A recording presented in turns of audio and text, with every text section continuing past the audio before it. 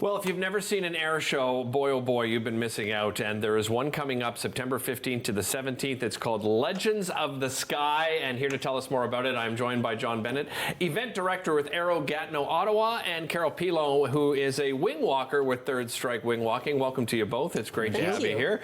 John, I'd like to start with you. Tell us a little bit about Aero Gatineau-Ottawa.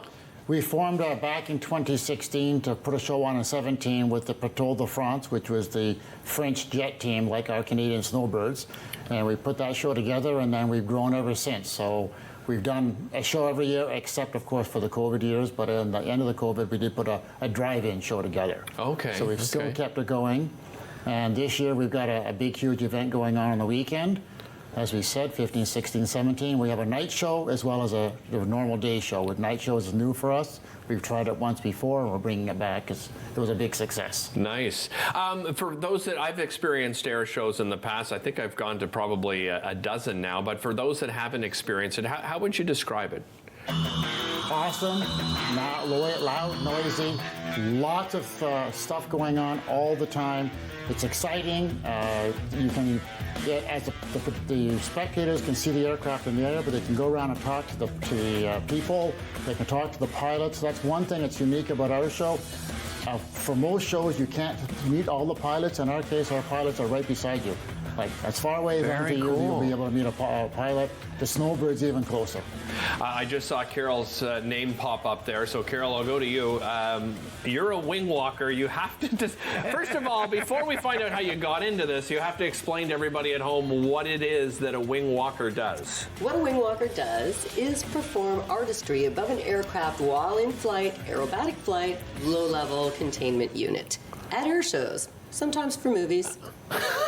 You sound so casual describing it. So how did you get into this industry? Television, the root of all evil. I was watching an ad for a local air show. I had no idea that wing walking existed.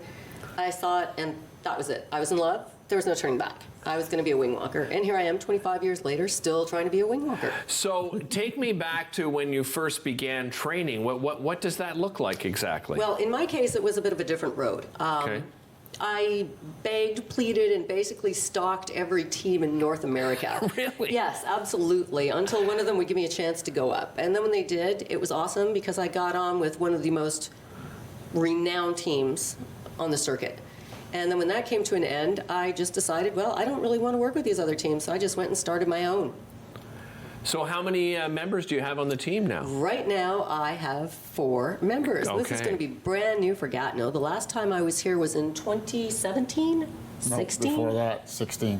Yeah, so the team has changed. Okay. Post-COVID, I started noticing a couple of performers disappearing, having hard financial times, just as I was. Right. And I decided to double down my mentorship program. So I made room on my team for 2 other wing walkers. And I brought back a young pilot who, is happy to sit in my cockpit for now. Nice. Eventually Nice. he'll outgrow me, but for now he's happy. What sort of plane do you walk on? This beauty is a 1940 Boeing Stearman. I'm so in love with it. Oh my God. I mean, I love it. John, when you watch something like this, is it just awe-inspiring or what? I mean, that's amazing. It's a beautiful airplane, and the act she puts on is just awesome. Thank you. I hate to say it, Carol, beside you here, but I am afraid of heights, and there is no way you would find me doing that. So, John, what about your background?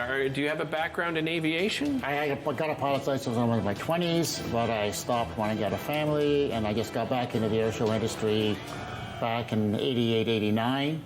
And I've just been doing shows on and off since then, and I took on this show in 16. Okay. And I have a team of 4 directors with me, and then 8 other senior executive, and about 280 volunteers behind all of that to support What type of planes did you pilot back then? Cessnas and Cherokees, and a little bit of DC-3. Don't ask about it. I'm not asking about it. I heard nothing. I will not. We will not. Whatever said on daytime stays on daytime. But what about that experience, John? I mean, what drew you to becoming a pilot? I love the feeling of being able to fly above the clouds. I know it's sort of a cliche sound, but it just, you've got freedom up there that you don't get on a car, you don't get walking or on a boat. But I like flying under the clouds. I know you do, but Now, you've never piloted a plane yourself, Carol? Well, okay, I can pilot, but I do so with friends. Okay. So I do not have a license. I see, okay. But, you know, at this point, for me to be the type of pilot that I would want to be, that would be a whole other lifetime of dedication. Right. And I'm running out of time, so I'm just going to stick with the Wingwalker. You're not that old. What are you talking about? Come on now. Tell me about, the process of training. Like, how did the four of you train? Like, how often do you have to train? I imagine you have to keep your skills up quite a bit, right? Well, post-COVID, we had to have a very serious training camp because none of us had flown in 3 years. Okay. So we got together. My airplane is actually based in Oklahoma. Oh, really? I'm based here in Quebec. My wingwalkers are from Virginia and Louisiana, and my pilot is now from Calgary. So we just all congregate on the airplane's home because that's the most expensive thing to move, and we train there. Okay. So we're out in the middle of the field with nobody around us and nobody caring. We get our waivers in place, and we just go and fly until we can make it right.